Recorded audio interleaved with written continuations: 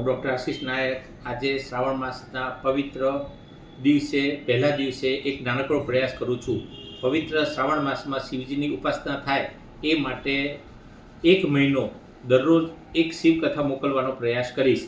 તો આપ નવરાશના સમયમાં તેને જરૂરથી સાંભળજો અને તમારા મિત્રો સંકુલમાં તમે એને શેર કરજો. કથા પહેલો, શ્રાવણ માસ સુદ એકમના દિવસે રુદ્ર પ્રાગટ્ય અને બ્રહ્માને શ્રાપની કથા. જ્યારે સમગ્ર બ્રહ્માંડમાં શૂન્યાવકાશ હતો, કંઈ પણ ન હતું, ત્યારે એક દિવ્ય સ્તંભ ઝળહળતો હતો. તેમાંથી 2 દિવ્ય જ્યોત પ્રગટ થઈ. તેના ઉપર એક જ્યોત બ્રહ્માંડમાં ગઈ અને બીજી એક જ્યોત એક ક્ષીરસાગરમાં ગઈ. કરોડો વર્ષની તપસ્યા પછી બંનેને જાણવાની ઈચ્છા થઈ કે અમને પ્રાગટ્ય કરનાર કોણ. ત્યારે દિવ્ય સ્તંભની નીચે જે શોધ કરવા ગયા તે આદિ નારાયણ બન્યા અને અવકાશમાં ગયા તે બ્રહ્માજી. પરંતુ અભિમાન આવ્યું કે બ્રહ્માંડમાં સૌથી મોટું કોણ.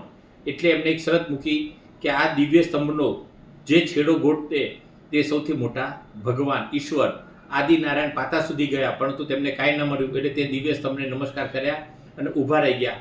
પરંતુ ચતુરાઈપૂર્વક બ્રહ્માજીએ એક કેતકીના પુષ્પને કીધું કે જો તું બોલે કે મેં આ દિવ્ય જેટનો સ્તંભનો છેડો માપી લીધો છે તો હું તને વરદાન આપીશ. એટલે કેતકીનું પુષ્પ માની ગયું. બંને ભેગા થયા ત્યારે આદિનારાયણ સામે કેતકીએ ખોટી જુબાની આપી. એવામાં દિવ્ય સ્તંભમાંથી એક કાર પુરુષ પ્રગટ થયો અને ક્રોધિત થઈને ખોટી જુબાની આપવા બદલ કેતકીને શ્રાપ આપ્યો કે આજ પછી મારી પૂજામાં તારું કોઈ સ્થાન નહીં મળે. અને બ્રહ્માને જણાવ્યું કે તમે ખૂબ જ આ રીતના ખોટું બોલ્યા છો, એટલે તમારું 5મા મુખનું હું છેદન કરું છું.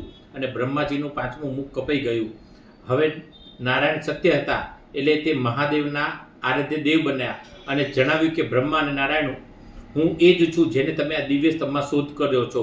અનંતકાળથી મેં જ વિનાશ કરેલ પૃથ્વીની ઉત્પત્તિ માટે તમારું પુનઃનિર્માણ કર્યું છે.